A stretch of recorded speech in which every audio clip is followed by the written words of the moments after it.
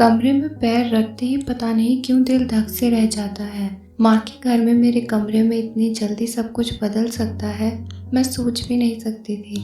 कमरे में मेरी पसंद की क्रीम कलर की जगह आसमानी रंग हो गया है। पर्दे भी हरे रंग की जगह नीले रंग के लगा दिए गए हैं, जिन पर बड़े बड़े गुलाबी फूल बने हुए हैं। मैं अपना पलंग दरवाजे के सामने वाली दीवार की तरफ रखना पसंद करती थी। अब भैया भाभी का दोहरा पलंग कुछ इस तरह रखा गया है कि वह दरवाजे से दिखाई ना दे। पलंग पर भाभी लेटी हुई है, जिधर मेरी पत्रिकाओं का रैक रखा रहता था, अब उसे हटाकर वहाँ झूला रख दिया गया है, जिसमें वह सफ़ेद मखमली सा शिशु किलकारियाँ ले रहा है, जिसके लिए मैं भैया की शादी के 10 महीने बाद बनारस से भागी चली आ रही हूँ। आइए दीदी, आपकी आवाज़ से तो घर चहक रहा था, किंतु आपको तो पता ही है कि हमारी तो इस बिस्तर पर कैद ही हो गई है। भाभी के चेहरे पर नवजात मातृत्व की कमनीय आभा है। वह तकिए का सहारा लेकर बैठ जाती है। आप पलंग पर मेरे पास से बैठ जाइए। मुझे कुछ अटपटा सा लगता है।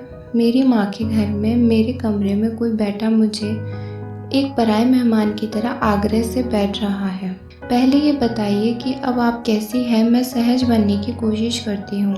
यह तो हमें देखकर बताइए। आप चाहे उम्र में छोटी सही, लेकिन अब तो हमें आपके भतीजे को पालने के लिए आपके निर्देश चाहिए। हमने तो आपको ननद के साथ गुरु भी बना लिया है। सुना है तनुजी बेबी शो में प्रथम आए थे। मैं थोड़ा सा कुचा जाती हूँ। भैया मुझसे 3 वर्ष ही तो बड़े थे, लेकिन उन्हीं की जिद थी कि पहले मीनू की शादी होगी, तभी वह शादी करेंगे। मेरी शादी भी पहले हो गई और बच्चा भी। भाभी अपनी ही रो में बताए जा रही है कि किस तरह अंतिम क्षणों में उनकी हालत खराब हो गई थी। ऑपरेशन द्वारा प्रसव हुआ। आप तो लिखती थी कि सब कुछ सामान्य चल रहा है, फिर ऑपरेशन क्यों हुआ? कहते हुए मेरी नज़र अलमारी पर फिसल जाती है, जहाँ मेरे अर्थशास्त्र की मोटी मोटी किताबें रखी रहती है। वहाँ एक खाने में मुन्ने के कपड़े, दूसरे झुनझुने व छोटे मोटे खिलौने, ऊपर वाला खाना गुलदस्तों से सजा हुआ है। सब कुछ सामान्य ही था, लेकिन आजकल ये प्राइवेट नर्सिंग होम वाले कुछ इस तरह गंभीर अवस्था का खाका खींचते हैं कि बच्चे की धड़कन कम हो रही है, और अगर आधे घंटे में बच्चा नहीं हुआ तो माँ बच्चे दोनों की जान को खतरा है। घर वालों को तो घबराकर ऑपरेशन के लिए हाँ ही कहनी पड़ती है। अब तो जिससे सुनो उसके ही ऑपरेशन से बच्चा हो रहा है। हमारे ज़माने में तो इक्का दुक्का बच्चा ही ऑपरेशन से होते थे। माँ शायद रसोई में हमारी बात सुन रही है, वहीं से हमारी बातों से दखल देती है। मेरी टटोलती निगाह उन क्षणों को छूना चाह रही थी जो मैंने अपनी माँ के घर के इस कमरे में गुजारे हैं। परीक्षा की तैयारी करनी है तो यही कमरा, बाहर जाने के लिए तैयार होना है तो श्रृंगार मेज के सामने घूम घूम कर अपने अपने आप को निखारने के लिए यही कमरा। माँ या पिताजी से कोई अपनी जिद मनवानी हो तो पलंग पर उल्टे लेटकर रूठने के लिए यही कमरा, या किसी बात पर रोना हो तो सुबकने के लिए इसी कमरे का कोना। मेरा क्या कुछ नहीं जुड़ा था इस कमरे से। अब यही इतना बेगाना लग रहा है कि यह अपनी उछलती कूदती मीनू को पहचान नहीं पा रहा। तू यह चिप ही बैठी है, मैं तुझे कब से ढूंढ रहा हूँ। भैया आते ही एक चपत मेरे सिर पर लगाते हैं। भाभी के हाथ में कुछ पैकेट थमाकर कहते हैं, लीजिए बंदा आपके लिए शक्तिवर्धक दवाएं व फल लाया है। फिर मुन्ने की गोद में उठाकर अपना गाल उसके गाल से सटाते हुए कहते हैं, देखा तूने, इसे माँ कह रही थी बचपन में तू बिल्कुल ऐसी ही लगती थी। अगर ये तुझ पर ही गया है तो इसके नखरे उठाते उठाते हमारी मुसीबत ही आ जाएगी। मारूंगी ऐसे कहा तो मैं तुनक कर जवाब देती हूँ। मुझे ये दृश्य भला सा लग रहा है। अपने संपूर्ण पुरुषत्व की पराकाष्ठा पर पहुंचा पितृत्व के गर्व से तृप्त मुन्ने के गाल से सटा भैया का चेहरा सब कुछ बेहद अच्छा लगने पर भी इतनी खुश हो गए थे कि एक कतरा उदासी चुपके से आकर मेरे पास बैठ जाती है। मैं भैया की शादी में भी कितनी मस्त थी। भैया की शादी की तैयारियां करवाने 15 दिन पहले चली आई थी। मैंने अब और माँ ने बहुत चाव से ढूंढ ढूंढ कर शादी का सामान चुना था। अपने लिए शादी के लिए लहंगा व स्वागत समारोह के लिए तंचुई की साड़ी चुनी थी। बारात में भी देर तक नाचती रही थी। माँ वह मैं घर पर सारी खुशियाँ समेटकर भाभी का स्वागत करने के लिए खड़ी थी। भैया भाभी के आंचल से अपने फेटे के गांठ बांधे धीरे धीरे दरवाजे पर आ रहे थे। अंदर आने का कर लगेगा भैया, मैंने अपना हाथ फैला दिया। पराए घर की छोकरी मुझसे कर मांग रही है, चल हट रास्ते से। भैया मुझे खिंचाने के लिए आगे बढ़ते आए थे। मैं तो नहीं हटूंगी, मैं भी अड़ गई थी। कमल छिक ना कर, नेक तो देना ही होगा। माँ और एक बुजुर्ग महिला ने बीच बचाव किया था। तुम ही बताओ, इसे इतनी बख्शीश दे? भैया ने स्नेहिल दृष्टि से भाभी को देखते हुए पूछा था। भाभी तो संकोच से आधे घूंघट में और भी सिमट गई थी, किंतु मुझे कुछ बुरा लगा था। मुझे कुछ देने के लिए भैया और अब किसी से पूछने की जरूरत महसूस करने लगी है। अपनी शादी के बाद पहले विनय का फिर तनु का आगमन, सच ही में भी अपनी दुनिया में मस्त हो गई थी। मुझे खुश देखती माँ, पिताजी व भैया की खुशी से उछलती तरफ दृष्टि से भी एक कातर रेखा होती थी कि मीनू अब पराई हो गई है। माँ तो मुझसे कितनी जुड़ी हुई थी। घर का कोई महत्वपूर्ण काम होता तो मीनू से पूछ लो, कुछ विशेष सामान लाना होता तो मीनू से पूछ लो। शायद मेरे पराये हो जाने का एहसास ही उनके लिए मेरे बिछोह को सहने की शक्ति भी बना होगा। संभालो और शहजादे को। भैया मुन्ने को भाभी के पास लेटाते हुए बोले। अब पड़ेगी डांट। में ये कहने आया था कि मेज पर माँ व विनय जी तेरा इंतजार कर रहे हैं। खाने की मेज पर तनु नानी की गोद में बैठा दूध का गिलास होठों से लगाए हुए है। मेरे बैठते ही माँ विनय से कहती है, विनय जी मैं सोच रही हूँ कि 3 महीने बाद हम लोग मुन्ने का मुंडन करवा देंगे। आप लोग जरूर आइए, क्योंकि बच्चे के उतरे हुए बाल भुआ लेती है। मैं यह विनय कुछ कहे इससे पहले ही भैया के मुंह से निकल पड़ता है, अब यह लोग इतनी जल्दी थोड़े ही आ पाएंगे। मैं जानती हूँ कि भैया की इसी बात में कोई दुराव नहीं है, पर पता नहीं क्यों मेरा चेहरा बेरौनक होता है। विनय निर्विकार उत्तर देते हैं, 3 महीने बाद तो आना नहीं हो सकता, इतनी जल्दी मुझे छुट्टी नहीं मिलेगी।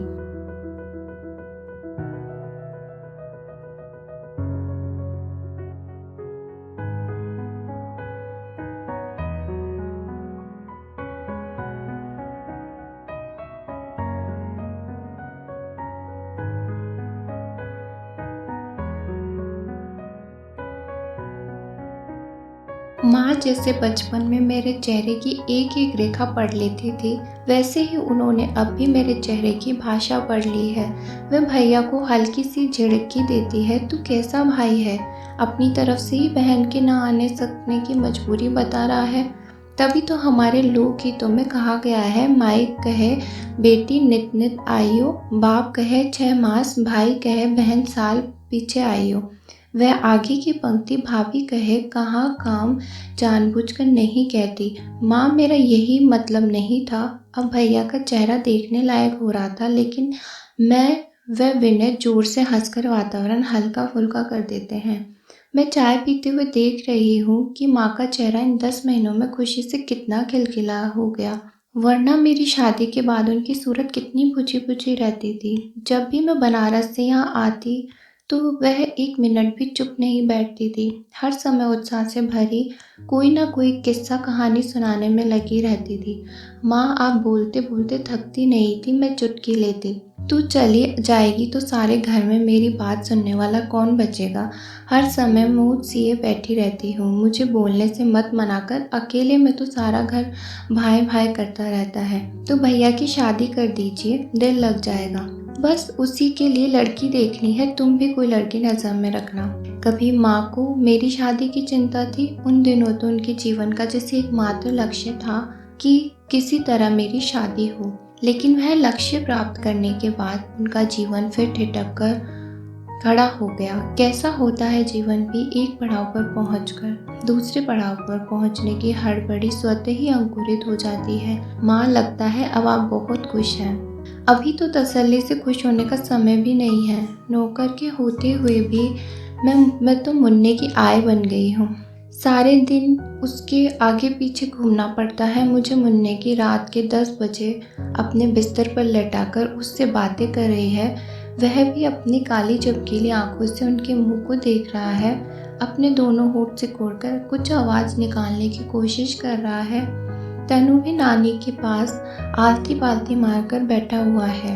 वह इसी चक्कर में है कि अब अपनी उंगली मुन्नी की आंख में गड़ा दे या उसकी गाल पर पप्पी ले ले।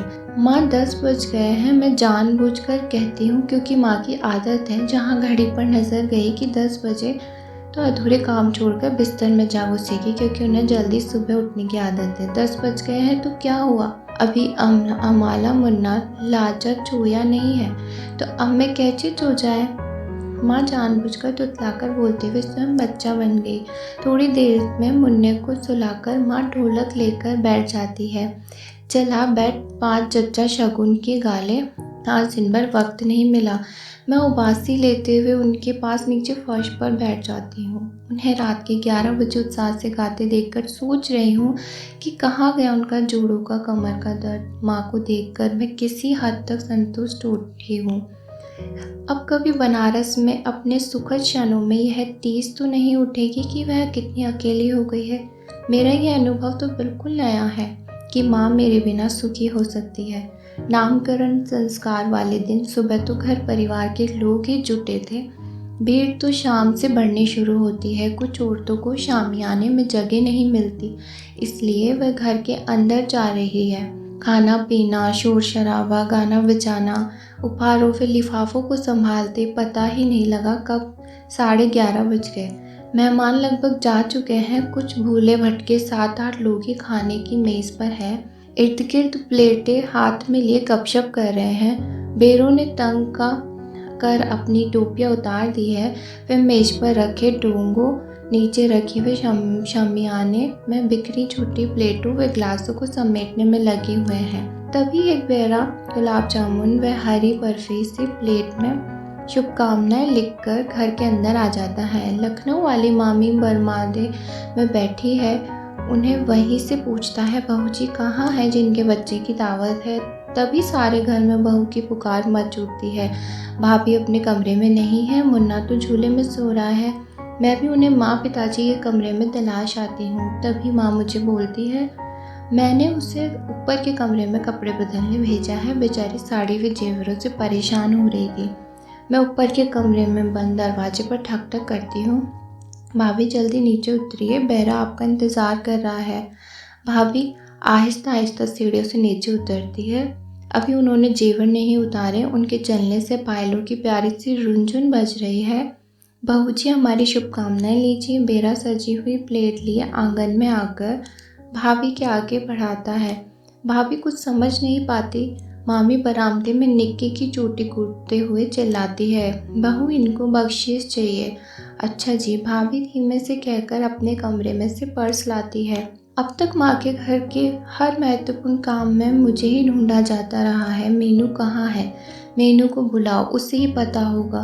मैं क्यों अनबनी हो उठी हूँ? क्या सच में यह नहीं चाह कि बेरा प्लेट सजाकर ढूंढता फिरे इस घर की बेटी कहाँ है? 21 रुपये इतने से काम नहीं चलेगा बहू जी। भाभी 51 रुपये भी डालती है, लेकिन मैं बेरा नहीं मानता। आखिर भाभी को झुकना पड़ता है। वह पर्स में 100 रुपये निकालती है। बेरे को बख्शीश देता हुआ उनका उठा हुआ हाथ मुझे लगता है, जिसके कारण कन में भी रची बसी थी, जिससे अलग मेरी कोई पहचान नहीं थी। अचानक उस घर की सत्ता अपनी समग्रता लिए फिसलकर उनके हाथ में सिमट गई। न जाने क्यों मेरे अंदर अकस्मात कुछ चटकता है। तो दोस्तों, आज की यह थी हमारी कहानी। आपको कहानी कैसी लगी प्लीज़ कमेंट में बताइए और लाइक, सब्सक्राइब एंड शेयर कीजिए। धन्यवाद।